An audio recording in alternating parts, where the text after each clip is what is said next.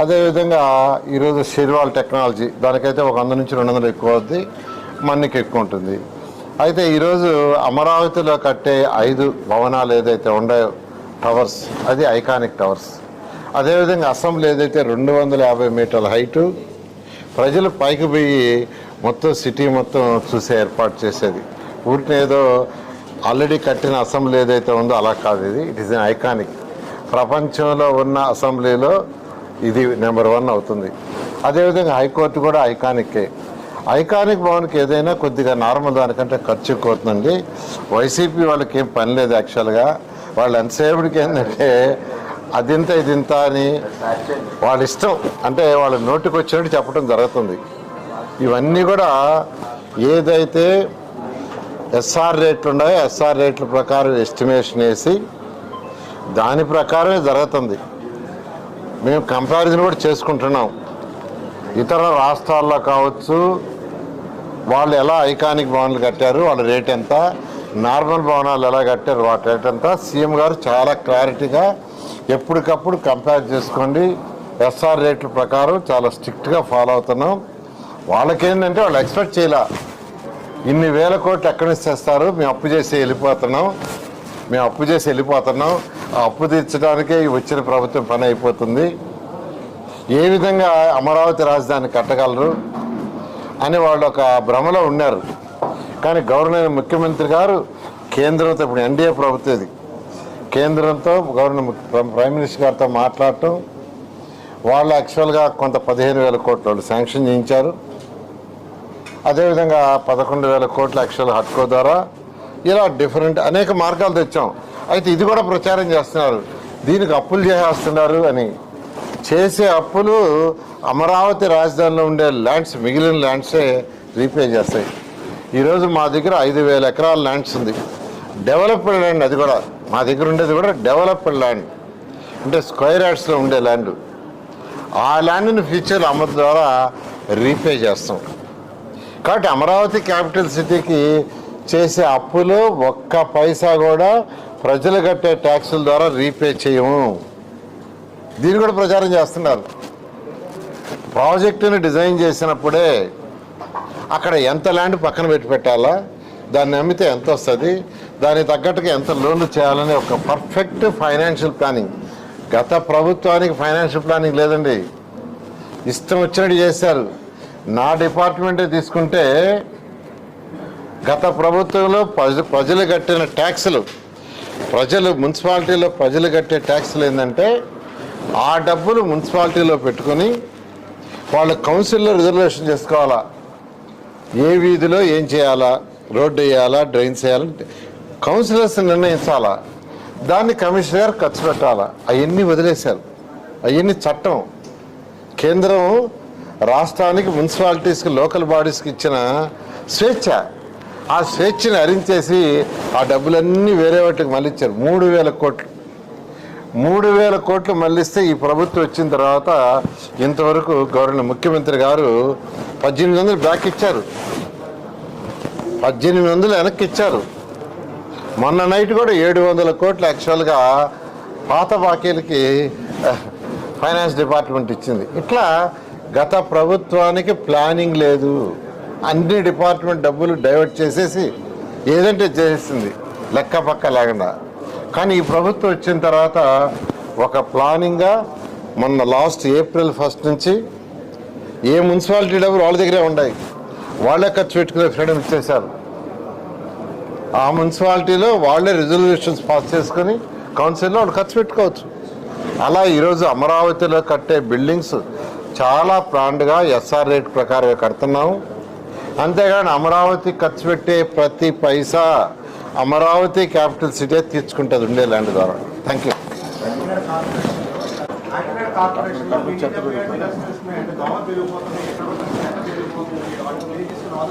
దీనికి కూడా 2014-19లో నేనే మంత్రిని.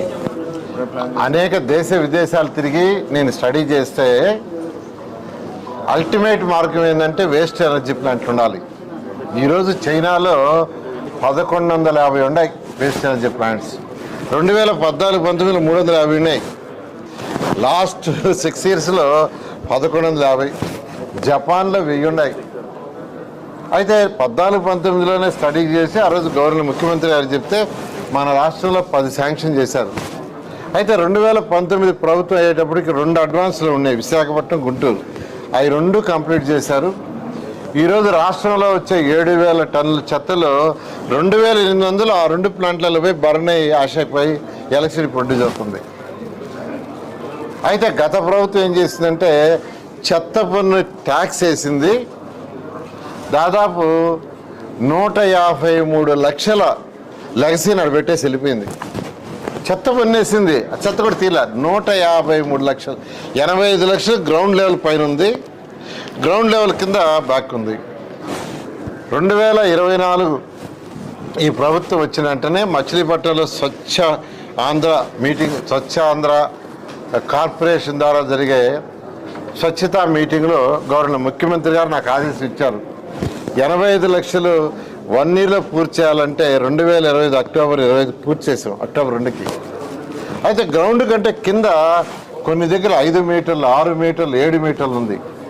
బట్ దాన్ని వదిలేసి పైన మట్టేస్తాం అనుకుంటే ఫ్యూచర్లో కింద వాటరు పొల్యూట్ అవుద్ది.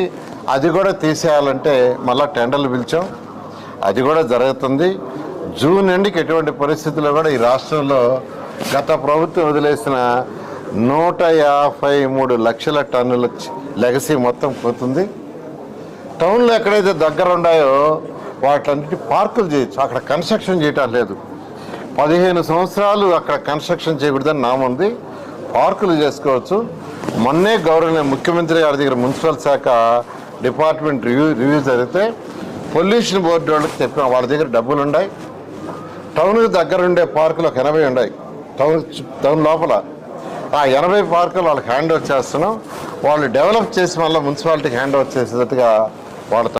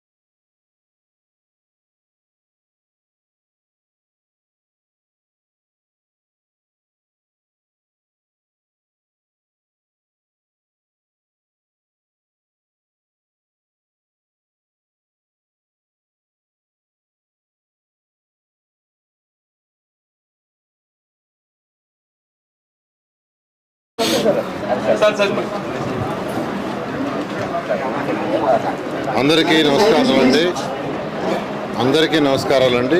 ఈరోజు పిఠాపురము, గొల్లపోలు ఈ 2 మున్సిపాలిటీస్లో డెవలప్మెంట్ వర్క్స్ విషయమై ఈరోజు ఫస్ట్ ఇక్కడ మీటింగ్ పెట్టడం జరిగింది. ఈ మీటింగ్లో అటు అధికారులు మరియు అటు జనసేన కావచ్చు, బీజేపీ కావచ్చు, తెలుగుదేశం కావచ్చు, ప్రజాప్రతినిధులు ఎవరైతే నాయకులు ఉన్నారో వాళ్ళు కూడా యాక్చువల్గా, మరియు ఈ యొక్క వార్డు మెంబర్లు వాళ్ళందరూ కూడా పార్టిసిపేట్ చేశారు. అనేక సమస్యలను వాళ్ళు కూడా చెప్పడం జరిగింది. వాటిలో మెయిన్గా ఎక్కువ మంది అడిగింది డ్రింకింగ్ వాటర్. అయితే గౌరవనీయ ముఖ్యమంత్రి గారు కావచ్చు, డిప్యూటీ సీఎం గౌరవనీయ పవన్ కళ్యాణ్ గారు కావచ్చు, ప్రతి ఇంటికి వాటర్ ట్యాప్ కనెక్షన్ ఇవ్వాలి, స్వచ్ఛమైన నీరు వీలైనంత వరకు సర్ఫేస్ నుంచి తీసుకొచ్చి ట్రీట్ చేయాలనే ఉద్దేశంతో అటు జలజీవన్ రూరల్లోను అర్బన్లో వచ్చేలకు అమృత్ స్కీమ్లో టేకప్ చేశారు. ఈ యొక్క పిఠాపురం మున్సిపాలిటీకి అయితే 57.5 కోట్లు, గొర్లపల్లికి వచ్చి 80 కోట్లు శాంక్షన్ చేశారు. ఆ వర్క్స్ టెండర్ అయిపోయినాయి. అవి వర్క్స్ లెవెల్స్ అన్నీ క్యాలిక్యులేట్ చేసుకుంటున్నారు. ఆ లెవెల్స్ అన్నీ అయిన తర్వాత బహుశా నెక్స్ట్ మంత్ ఏప్రిల్ నుంచి వర్క్ వేగవంతంగా స్టార్ట్ అవుద్ది. 2 ఇయర్స్లో ప్రతి ఇంటికి ట్యాప్ కనెక్షన్ ఉంటుంది. అటు డిప్యూటీ సీఎం అయినా సీఎం గారైనా చెప్పేది ఒకటే, వీధిలో ట్యాప్ వేయటం కాదు, వీధిలో ట్యాప్ ఉండకూడదు, ఇంటికి ట్యాప్ కనెక్షన్ ఇవ్వాలి. అది కూడా స్వచ్ఛమైన వాటరు, ట్రీటెడ్ వాటరు, వీలైనంత వరకు నదుల నుంచి సర్ఫేస్ వాటర్ డ్రా చేయాలని ఆ విధంగా ఈరోజు రాష్ట్రం మొత్తం మున్సిపాలిటీలు అయితే 14,000 కోట్లతోనూ, ఐ థింక్ రూరల్ అయితే 28,000 కోట్లతో జలజీవన్లో ఈరోజు వాటర్కి సంబంధించి రాష్ట్రంలో జరుగుతున్నాయి. ఈ యొక్క పిఠాపురంలో అనేక మంది సమస్యలు మెయిన్గా చెప్పింది ఏంటంటే వాటర్ సమస్యలే చెప్పారు. దానికి పరిష్కారం ఇబ్బంది లేకుండా చేస్తాము. అదేవిధంగా ఏదైతే యూజ్డ్ వాటర్ ఉందో, అంటే బాత్రూమ్ నుంచి కానీ, టాయిలెట్స్ నుంచి కానీ, కిచెన్ నుంచి వచ్చిన వాటర్ డ్రైన్స్లో బయటకు వస్తుంది. ఆ వచ్చిన వాటర్ని ట్రీట్ చేసి మళ్ళీ కాలువలో వదలాలి. ప్రజెంట్ ఆ సిస్టమ్ లేదు. కానీ ఖచ్చితంగా ఈ రాష్ట్రంలో ఉన్న 123 మున్సిపాలిటీస్లో యూజ్డ్ వాటర్ ఏదైతే ఉందో దాన్ని ట్రీట్ చేసి, అక్కడ మాట్లాడొద్దని చెప్పు, ట్రీట్ చేసి అడిగిపోయి చెప్పు, నువ్వు పోవాలని పోయి చెప్పు, ట్రీట్ చేసి కెనాల్స్లో వదిలే విధంగా చేయడానికి ఈరోజు పిఠాపురానికి 14.6 కోట్లతో స్వచ్ఛాంధ్ర కార్పొరేషన్ వాళ్ళు చేస్తున్నారు. అదేవిధంగా గొల్లపూర్లో 8 కోట్లతో చేస్తున్నారు. ఈ 2 ప్రాజెక్టులు అయితే 8 కోట్లు. ట్రీటెడ్ వాటర్ ఇవి 2 కూడా కంప్లీట్ అయితే ఏదైతే యూజ్డ్ వాటర్ ప్రతిరోజు బాత్రూమ్ నుంచి వచ్చే వాటర్ కానీ, కిచెన్ నుంచి వచ్చే వాటర్ కానీ, టాయిలెట్స్ నుంచి వాటర్ కానీ ట్రీట్ చేసి బయటికి పంపించడం జరుగుతుంది. అదేవిధంగా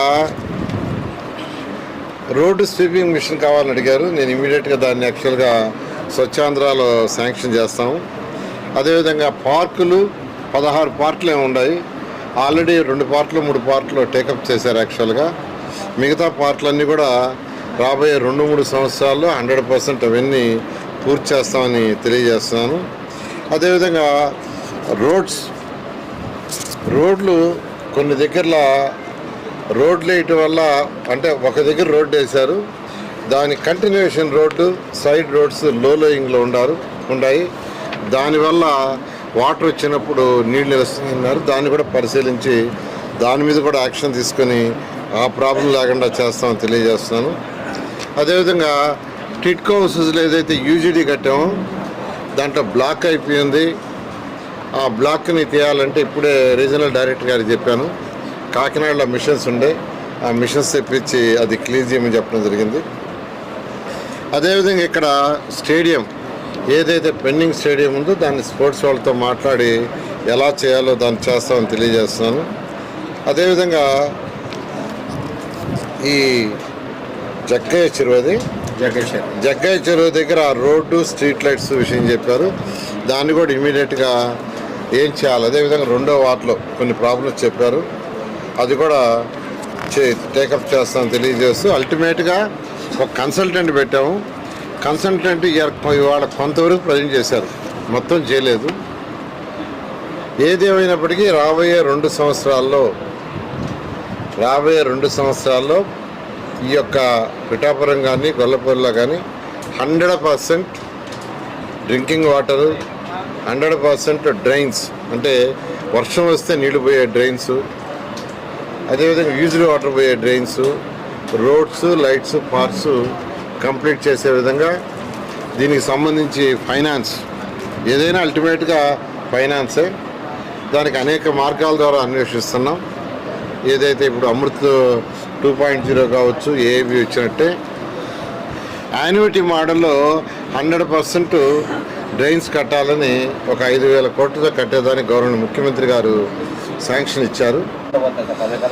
మున్సిపల్ ఎన్నికలు యాక్చువల్గా గవర్నమెంట్ ముఖ్యమంత్రి గారు మొన్న కలెక్టర్స్ కాన్ఫరెన్స్లో చెప్పారు, రాబోయే 6 నెలల్లో మున్సిపల్ ఎలక్షన్స్ ఉంటాయి, అందరూ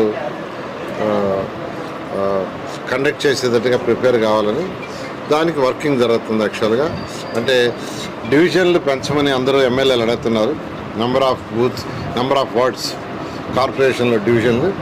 దాని మీద అధికారులు యాక్చువల్గా వర్కౌట్ చేస్తున్నారు. అది అయిపోగానే గవర్నమెంట్ ముఖ్యమంత్రి గారికి సబ్మిట్ చేస్తాం.